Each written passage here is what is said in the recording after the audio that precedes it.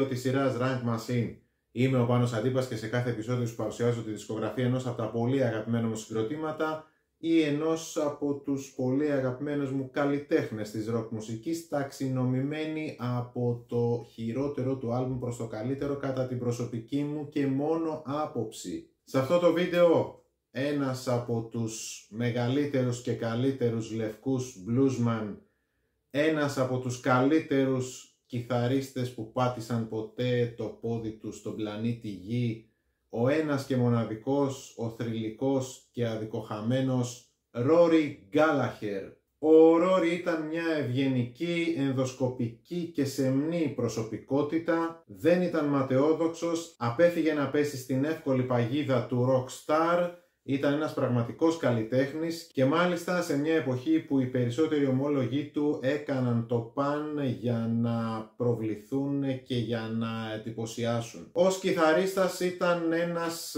αυτοδίδακτος βιρτουόζος, ήταν υπερβολικά εφάνταστος, σε κανένα του τραγούδι δεν διακρίνω κάποιο riff ή κάποιο solo που να είναι ίδιο με κάποιο άλλο και μάλιστα επηρέασε και πάρα πολλούς μελλοντικούς κιθαρίστες, από τον Johnny Marr έως τον Brian May και από τον Slash μέχρι τον The Edge, τον U2.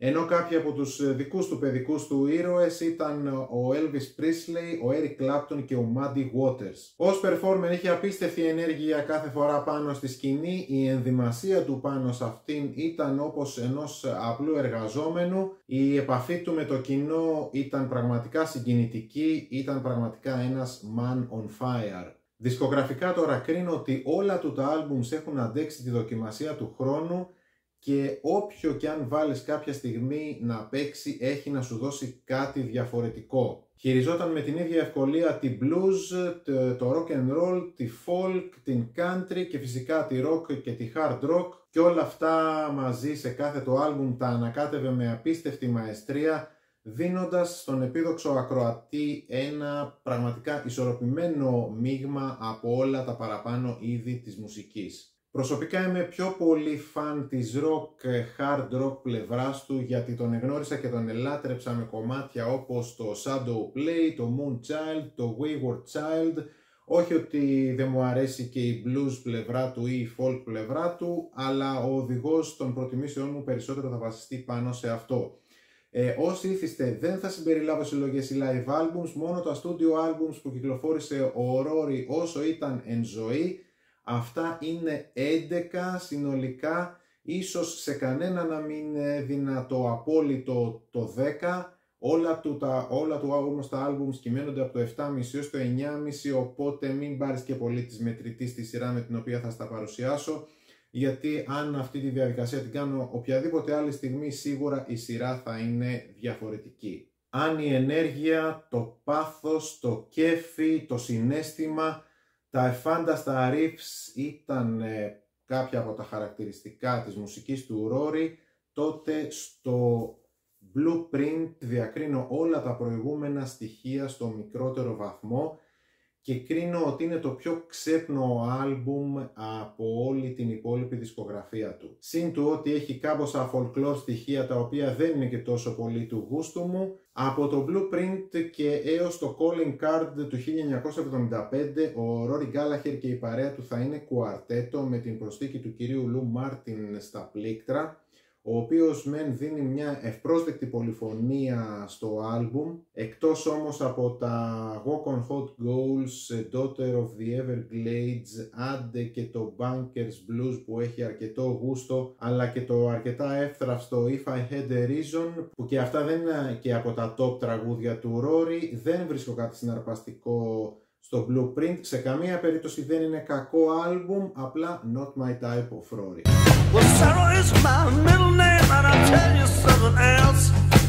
Fresh Evidence του 1990, η τελευταία δισκογραφική δουλειά του Rory ενώ ήταν ακόμη εν ζωή. Ένα άλμπουμ αρκετά έξω από τα καθιερωμένα για Rory, γιατί υπάρχουν ένα σωρό προσκεκλημένοι σε πλήκτρα και σε πνευστά, εξού και οι ενορχιστρώσεις είναι πολύ πιο πλούσιες και η πολυφωνία που προσφέρει αυτό το άλμπουμ είναι πραγματικά πραγματικά εντυπωσιακή. Σε όλα τα τραγούδια του εδώ ο Ρόρι δείχνει την αγάπη του για άλλους μουσικούς της blues, αλλά και για άλλα είδη, αλλά και για άλλα παρακλάδια του είδους όπως το Zydeco. Στο άλμπουμ τώρα φαίνονται σημάδια ότι τον έχει πάρει κάπως η κάτω βόλτα, ειδικά στις φωτογραφίες όπου φαίνεται ξεκάθαρο ότι έχει πάρει πολλά κιλά, ειδικά στη φωτογραφία που είναι στο πιστόφυλλο του δίσκου. Γι' αυτό και καταπιάνεται με θέματα όπως ο θάνατος, η κακή υγεία και διάφορα άλλα τέτοια ευχάριστα. Φοβερά κομμάτια, τα Middle Name, Heaven's Gate, σε ένα από τα πιο ιδιαίτερα άλμπουμς του Rory.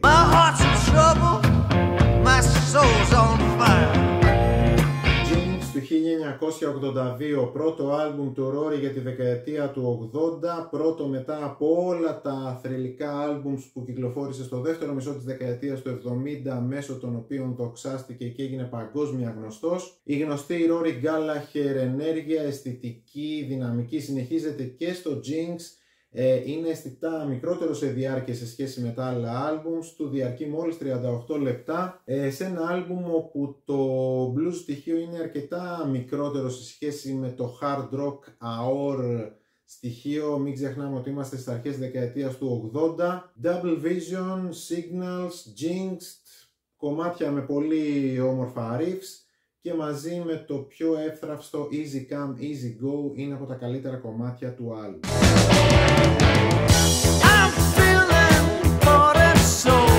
Από το boogie rock and roll των Let Me In, Souped Up Ford και I Take What I Want, έως τα πιο standard blues κομμάτια, τα Cross Me Off Your Feet, Bought and Sold at the Bottom, και από το κάπως πιο heavy blues All Around Man έως τα κάπως πιο ατμοσφαιρικά Ain't Too Good και Lost at Sea. Το Against the Grain του 1975 είναι ένα τετριμμένα πολύ καλό άλμπουμ του Rory Gallagher, πολυσυλλεκτικό και χορταστικό και άκρως διασκεδαστικό, με κυρίως up-tempo ρυθμούς, όχι όμως από τα πρωτοκλασσά του.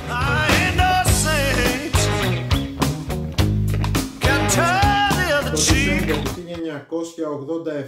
1987 κυκλοφόρησε 5 ολόκληρα χρόνια μετά το προηγούμενο, το Jinx, κάτι σαν μια αιωνιότητα δηλαδή για τον Rory, ο οποίος συνήθιζε να κυκλοφορεί περίπου ένα άλμπουμ κάθε χρόνο την πολύ παραγωγική για αυτόν δεκαετία του 70. Αυτό οφειλόταν στο ότι από το Defender και μετά ο Rory ηχογραφούσε στο δικό του label και ο άνθρωπος εκτός από τη μουσική είχε να ασχοληθεί και με άλλα πράγματα, αυτονόητο αυτό. Το Defender τώρα ίσως να είναι ο πιο 80s και AOR oriented δίσκος του, δηλαδή προσανατολισμένος πιο πολύ να είναι radio friendly. Είναι όμως και αυτό άλλο ένα εξαιρετικό δείγμα της λαμπρότητας αυτού του άντρα. Όσον αφορά εμένα, ως γνήσιο τέκνο των 80s, αυτό το άλμπουμ μου αρέσει πάρα πολύ και το είχα ευχαριστηθεί μάλιστα και πάρα πολύ στην εποχή του. Η κιθάρα που παίζει ο Rory σε αυτό το άλμπουμ είναι εντελώς hot και κοφτερή σαν λεπίδι.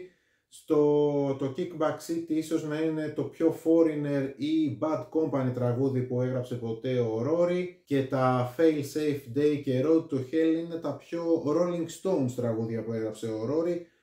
Rolling Stones τη δεκαετία του 80 βέβαια. Από εκεί και μετά η γνωστή Rory αισθητική επανέρχεται στα κομμάτια Continental Op, I Ain't No Saint, Don't Start Me Talking, αλλά βέβαια και στο Lone Shark Blues, μια κραυγή απελπισίας πριν από την οικονομική κατάρρευση. Το Smear Campaign είναι επίσης ένα πολύ όμορφο κομμάτι με φοβερό riff, ενώ το 7 Days, το κομμάτι που κλείνει το άλμπουμ, είναι το πιο ακουστικό κομμάτι που υπάρχει εδώ, με συνοδεία φυσαρμόνικας και με έναν Rory σε ρόλο εγκληματία που προσπαθεί να αποφύγει την ηλεκτρική καρέκλα.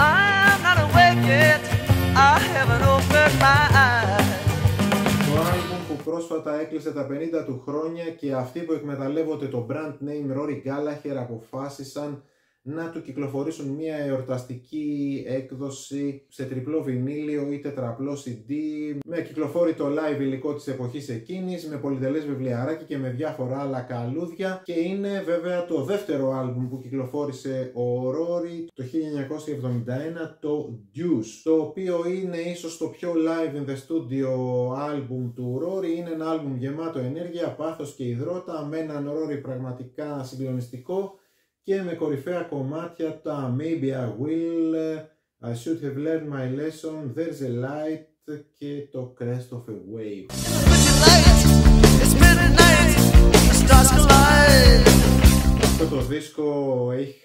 ένα τραύμα που άργησα πολύ να ξεπεράσω. Ποιο είναι το τραύμα αυτό? Και σιγά το τραύμα τώρα θα μου πεις. Ο πρώτος δίσκος που πήρα, ο πρώτος δίσκος του Rory Gallagher που πήρα στη ζωή μου όταν πήγαινα ακόμα στο γυμνάσιο ήταν το Live, το Stage Track, το οποίο έχει 4 τραγούδια από το Photo Finish και μάλιστα τα 4 καλύτερά του, δηλαδή τα Sin Kicker, Brute Force and Ignorance, The Last of the Independents και Shadow Play. Όταν λοιπόν έβαζα κάθε φορά το Photo Finish να παίξει και το έβαζα να παίξει και να ξαναπαίξει, συνειδητοποιούσα ότι αυτά τα 4 κομμάτια ήταν καλύτερα στο Stage Track. Αυτό βέβαια δεν ακυρώνει το γεγονός ότι το Photo Finish είναι ένα εξαιρετικό άλμπουμ, απλά μου πήρε πάρα πολύ καιρό μέχρι να το συνειδητοποιήσω. Επίσης Fuel to the Fire, Overnight Bug, The Mississippi Six, οπότε ναι, εξαιρετικό άλμπουμ. Τώρα βέβαια επίσης άλλο ένα σοβαρό στοιχείο που αφορά την κυκλοφορία αυτού του άλμπουμ είναι ότι η Photo Finish σημαίνει ότι το τελικό προϊόν παραδόθηκε στη δισκογραφική εταιρεία σχεδόν αμέσως πριν το deadline του. Όμως ο Rory με την αιτιολογία ότι κάποια κομμάτια δεν του άρεσαν έτσι όπως είχαν ηχογραφηθεί από τεχνικής πλευράς, ή ίσως επειδή τα βρήκε ότι ήταν και πάρα πολύ εμπορικά, απέσυρε το άλμπουμ. Καπάκι τραυματίζεται στον αντίχειρα, μετακομίζει από το Σαν Φρανσίσκο στην Κολονία και αφού συνήλθε από τον τραυματισμό του, ξαναηχογράφησε ολόκληρο το άλμπουμ από την αρχή. Άλλαξε τον drummer Rod Duff με τον Ted McKenna, πέταξε από το άλμπουμ κάθε είδους πλήκτρα keyboards που υπήρχαν και έτσι προέκυψε η έκδοση που ξέρουμε τελικά ως Photo Finish. Ενώ η αρχική εκδοχή του άλμπουμ όπως είχε ηχογραφηθεί στα στούντιο της His Master's Wheels του Σαν Φρανσίσκο είναι περίπου το άλμπουμ Notes from San Francisco που κυκλοφόρησε το 2013, πολύ αργότερα βέβαια από το θάνατο του Rory.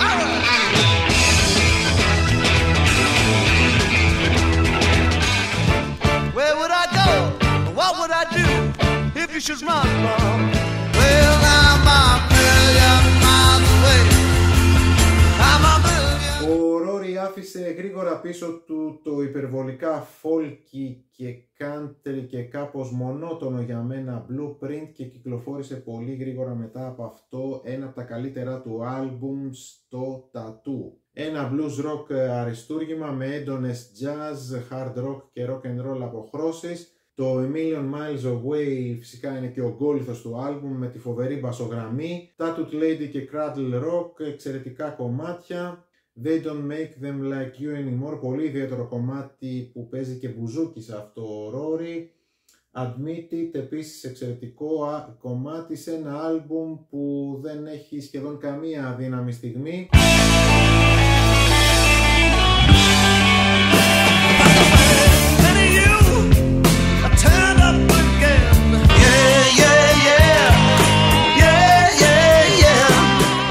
Priority του 1979 είναι το τελευταίο κλασικό άλμπουμ που έδωσε ο Rory την δεκαετία του 70 με το εναρκτήριο και φουριόζικο Follow Me να δίνει τον τόνο για αυτό το τόσο συναρπαστικό και γεμάτο ενέργεια άλμπουμ. Στο Philby ο Rory κάνει ένα solo σε ηλεκτρικό σιτάρ το οποίο το είχε δανειστεί από τον τότε φίλο του τον Pete Townshend τον Who. Το Wayward Child είναι ένα από τα καλύτερά μου του Rory και μάλιστα στο μυαλό μου το είχα σαν νούμερο 3 πίσω από τα Shadow Play και Moonchild. Keychain και Off the Handle, δύο φανταστικές rock blues yes.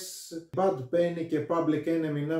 1, επίσης δύο classics του Rory εκείνης της εποχής. Στο Just Hit Town ο Rory προσπαθεί να διακομωδήσει κάπως το φόβο του να ταξιδεύει με αεροπλάνο σε μια περίοδο που οι υποχρεώσεις του για συναυλίες σε Ευρώπη και Αμερική αυξάνονταν διαρκώς.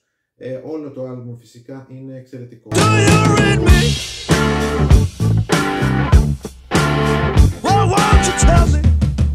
Watch out, brother, be alert. You are a moon child, and pretty soon, child, I've got the feeling. Όπως και να το κάνουμε, η δημοτικότητα του Rory εκτοξεύτηκε το δεύτερο μισό της δεκαετίας του 70 και το πρώτο άλμπουμ αυτής της περίοδου που έδωσε ο Rory ήταν το Calling Card. Όπως και να το κάνουμε, το Moonchild είναι ένα από τα πιο γνωστά και εμβληματικά τραγούδια του Rory, που τι και αν το έχω ακούσει 1.000.000 φορές, δεν θα βαρεθώ να το ακούσω κι άλλες τόσες. Do You Read Me, από τα καλύτερα opening tracks σε rock δίσκο.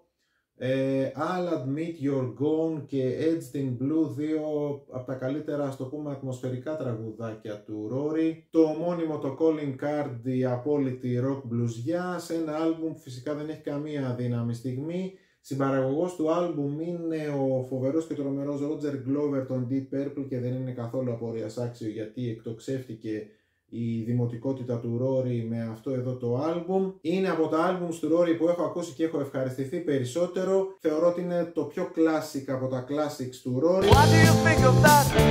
I'm sleeping down at the laundromat. Hey, dancing a boy home, you be on my mind. Από αυτό το σκοτεινό εξώφυλλο κρύβεται ένας από τους πιο σκοτεινούς δίσκους του Rory, που σε αυτή την περίοδο της ζωής μου θεωρώ ότι είναι το καλύτερο άλμπουμ που μας άφησε ο Rory. Πρόκειται για το πρώτο του προσωπικό άλμπουμ που κυκλοφόρησε το 1971 και έρχεται με κεκτημένη ταχύτητα από το τόσο εκλεπτισμένο blues rock στυλ που είχε αναπτύξει από το πρώτο του συγκρότημα με τους Taste. Χορταστικό άλμπουμ, 55 λεπτά δεν είναι καθόλου λίγα για βινίλιο, που κυκλοφόρησε το 1971 και που περιέχει κάμποσα από τα classics του Rory.